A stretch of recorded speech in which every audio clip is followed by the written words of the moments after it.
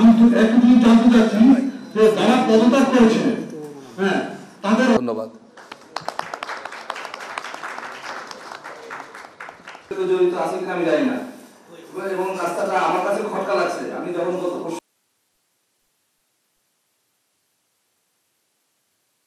গবেষণা এই সব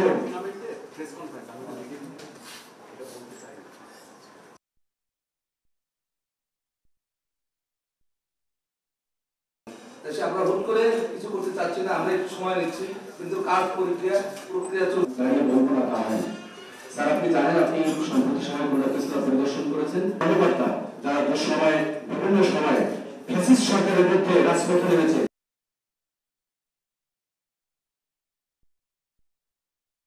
আপনারা জানেন যে খুলনা প্রেস ক্লাব ছাত্র জনতা তথা খুলনাবাসীর বিক্ষুব্ধ। খুলনা বিশ্ববিদ্যালয় হবে একটা ইম্প্যাক্টফুল বিশ্ববিদ্যালয়, যার দৃশ্যমান কিছু কাজ হবে। শুধু লেখাপড়া করে বের হয়ে যাবে ওই রকম বিশ্ববিদ্যালয় আমরা দেখতে চাই না। যাই হবে সব কিছু কাজকর্ম গবেষণা সব দৃশ্যমান হবে এবং দেশে জাতীয় উপকার হবে। আরেকটা হচ্ছে এখানে আমরা যে গবেষণাগুলো করব তা বাংলাদেশের উন্নয়নে এবং বৈশ্বিক চ্যালেঞ্জ মোকাবেলায় ভূমিকা রাখবে।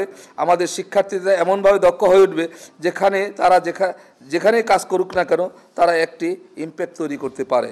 আমাদের বিশ্ববিদ্যালয় প্রশাসন এমনভাবে পরিচালিত হবে যেন তা সমাজের এবং জাতির টেকসই উন্নয়নে ইম্প্যাক্ট রাখতে পারে।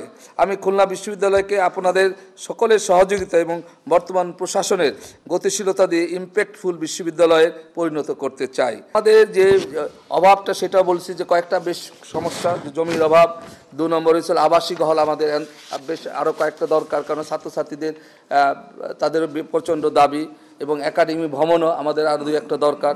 এই বিষয়ে আপনারা আমাদের সহযোগিতা করবেন।